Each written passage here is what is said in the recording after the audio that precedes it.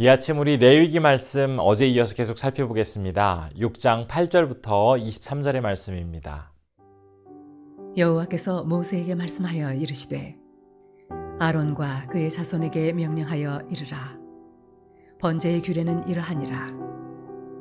번제물은 아침까지 제단 위에 있는 석쇠 위에 두고 제단의 불이 그 위에서 꺼지지 않게 할 것이요, 제사장은 세마포 긴 옷을 입고 세마포 속바지로 하체를 가리고 제단 위에서 불태운 번제의 재를 가져다가 제단 곁에 두고 그 옷을 벗고 다른 옷을 입고 그 재를 진영 바깥 정결한 곳으로 가져갈 것이요, 제단 위의 불은 항상 피워 꺼지지 않게 할지니 제사장은 아침마다 나무를 그 위에서 태우고 번제물을 그 위에 버려놓고 화목제의 기름을 그 위에서 불사를 찌며 불은 끊임이 없이 제단 위에 피워 꺼지지 않게 할지니라. 소제의 규례는 이러하니라. 아론의 자손은 그것을 제단 앞 여호와 앞에 들이되 그 소제에 고운 가루 한 움큼과 기름과 소점을 위해 유향을 다 가져다가 기념물로 제단 위에서 불살라 여호와 앞에 향기로운 냄새가 되게 하고, 그 나머지는 아론과 그의 자손이 먹되 누룩을 넣지 말고 거룩한 곳 회막들에서 먹을지니라. 그것에 누룩을 넣어 굽지 말라. 이는 나의 화제물 중에서 내가 그들에게 주어 그들의 소득이 되게 하는 것이라. 속죄제와 속건제같이 지극히 거룩한즉 아론 자손의 남자는 모두 이를 먹을지니 이는 여호와의 화제물 중에서 대대로 그들의 영원한 소득이 됨이라. 이를 만지는 자마다 거룩하리라. 여호와께서 모세에게 말씀하여 이르시되 아론과 그의 자손이 기름 부음을 받는 날에 여호와께 드릴 예물은 이러하니라. 고운 가루 10분의 1 에바를 항상 드리는 소제물로 삼아 그 절반은 아침에 절반은 저녁에 드리되 그것을 기름으로 반죽하여 철판에 굽고 기름에 적셔 썰어서 소제로 여호와께 드려 향기로운 냄새가 되게 하라.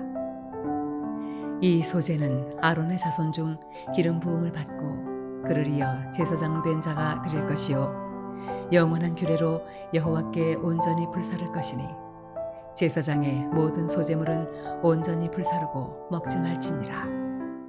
어제까지 번제, 소제, 화목제, 속죄제, 속건제 이렇게 5가지의 제사에 대해서 모두 살펴보았습니다.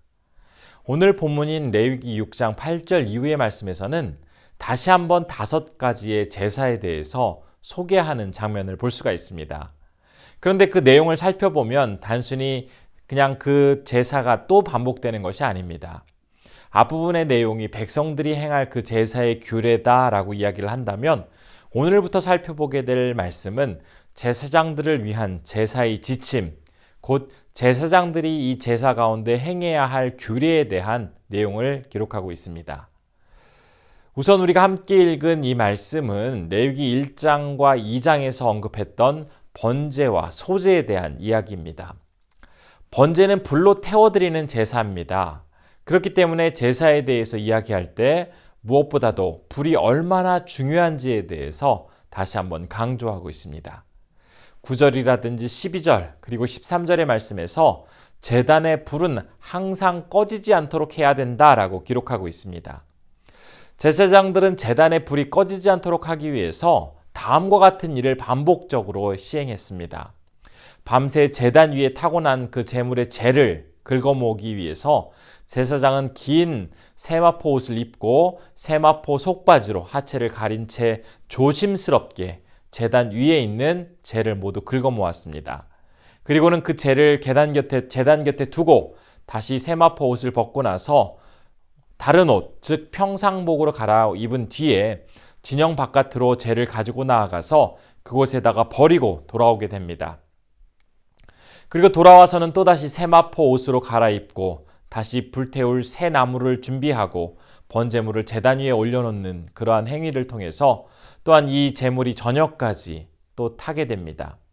그리고 다시 재를 모아서 버리게 되고, 이러한 행위를 반복적으로 함으로써 번제단의 불은 꺼지지 않고 끊임없이 타오를 수가 있었습니다.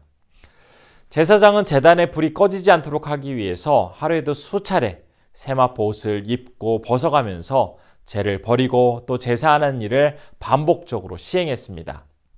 뿐만 아니라 살아있는 동물을 잡아서 각을 뜨고 피를 제단 주변에 뿌리다 보면 옷에 피가 튀기도 하였는데 그러면 옷을 거룩한 곳에 가서 빨아서 입어야 했습니다.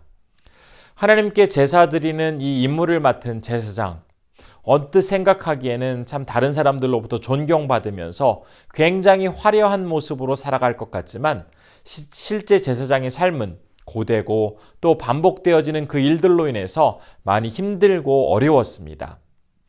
제사장의 위치는 결코 화려하거나 낭만적이지 않았습니다. 오히려 참혹하기까지 하였습니다. 동물이 잡혀서 각이 떠질 때 나는 온갖 비명소리를 들으면서 또 피비린내로 가득한 그 제단에 올라가서 제사를 드린 후에는 또 타고 남은 재를 다 모아서 성 밖으로 나아가게 될 때 그때는 다시 평범한 사람의 옷을 입고 나아가서 또 돌아와서는 또 다시 세마포 옷을 갈아입음으로써 하루에도 몇 번씩 이러한 일들을 반복해야 했기 때문에 이 제사장들은 육체적으로 매우 고단하고 힘든 일과 동시에 정서적으로도 많은 갈등과 고통을 느껴야 했습니다. 사실 제사장이 이런 수고와 노력 덕분에 제단 위에 불은 꺼지지 않을 수 있었고 제사는 지속될 수 있었습니다. 그런데 오늘 본문에 보면 제사장이 드렸던 제사는 단지 이 번제만이 아니었습니다. 그가 또한 드려야 할 제사로는 소제가 있었습니다. 누룩을 넣지 않은 곡물을 빻은 가루에 기름과 유향을 담아서 불살라 정성껏 제사를 드려야 했습니다. 특별히 소제의 경우에는 다른 사람들을 위해서 드리기도 하였지만 그것보다도 제사장 자신을 위해서 드리는 제사이기도 하였습니다. 이러한 제사장의 헌신적인 마음과 정성스러운 섬김으로 이렇게 제사는 원활하게 이루어질 수 있었고 이러한 성실한 제사장의 모습으로 이렇게 하나님은 영광을 받으셨습니다. 그런데 참으로 아이러니한 일이 일어나게 되었습니다. 제사장은 하나님이 주시는 그 은혜를 가장 가까운 곳에서 경험할 수 있는 그런 당사자이기도 했지만 반대로 그들은 하나님의 말씀과 사랑에 대한 감격을 잊은 채 습관적이고 형식적인 모습으로 자기의 일만 하는 그러한 위험에 노출될 수 있는 사람이 바로 제사장이었기 때문입니다. 제단에 불이 꺼지지 않도록 열심히 제물을 태우기는 했지만 정작 그 위에서 타고 있는 제물이 바로 자기 자신이라는 사실을 잊게 되었을 때 그들은 형식적인 제사장으로 전락하고 말았습니다. 또한 소제를 드리기 위해서 곡식을 곱게 빻아서 가루를 만들어 그것을 태워 제사를 드리기는 하였지만 자신이야말로 이 가루와 같이 깨어지고 갈려야 할 존재였다라는 것을 잊게 될 때 그들은 결국 습관적인 제사장이 되고 말았습니다. 제사장 스스로가 하나님 앞에서 바르게 서기 위해서 부단히 다른 사람들보다 더욱 치열하게 노력하지 않으면 오히려 다른 사람보다도 더욱 외식적이고 습관적인 모습으로 살아갈 수 있었던 것입니다. 우리는 본문에서 이야기하고 있는 이 제사, 이것을 오늘날 우리가 드리고 있는 예배로 바꿔 생각해 볼 수가 있습니다. 제사장이 제사를 집례하고 있었기 때문에 오늘날 예배를 집례하는 목회자가 바로 제사장과 같은 사람이다라고 생각할 수가 있습니다. 그러나 우리가 잘 알고 있는 베드로전서 2장 9절의 말씀 제가 한번 읽어보겠습니다. 그러나 너희는 택하신 족속이요 왕 같은 제사장들이요 거룩한 나라요 그의 소유가 된 백성이니 이는 너희를 어두운 데서 불러내어 그의 기이한 빛에 들어가게 하신 이의 아름다운 덕을 선포하게 하려 하심이라. 이 말씀처럼 제사장은 단지 예배를 집례하는 목회자들 뿐만 아니라 주님의 자녀로 살아가게 되어지는 모든 성도들에게 동일하게 이 말씀은 적용해 볼 수가 있습니다.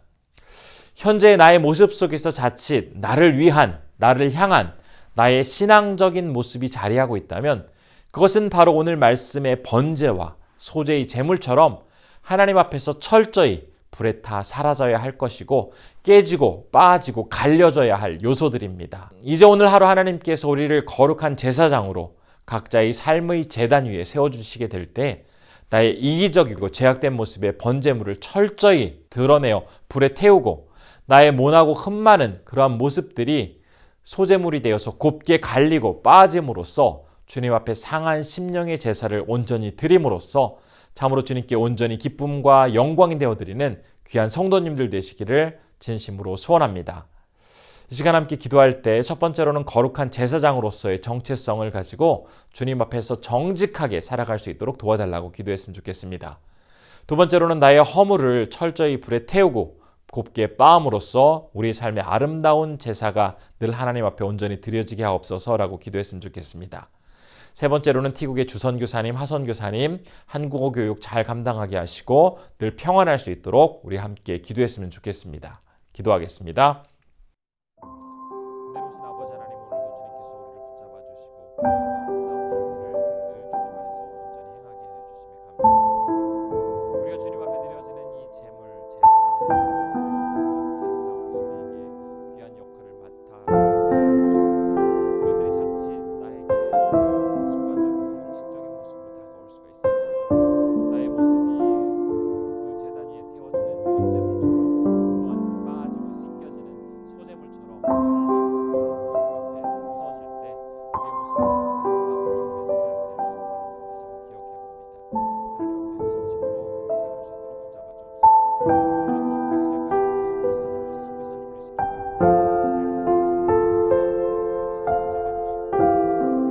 하나님 앞에 진심으로 살아갈 수 있도록 붙잡아 주옵소서.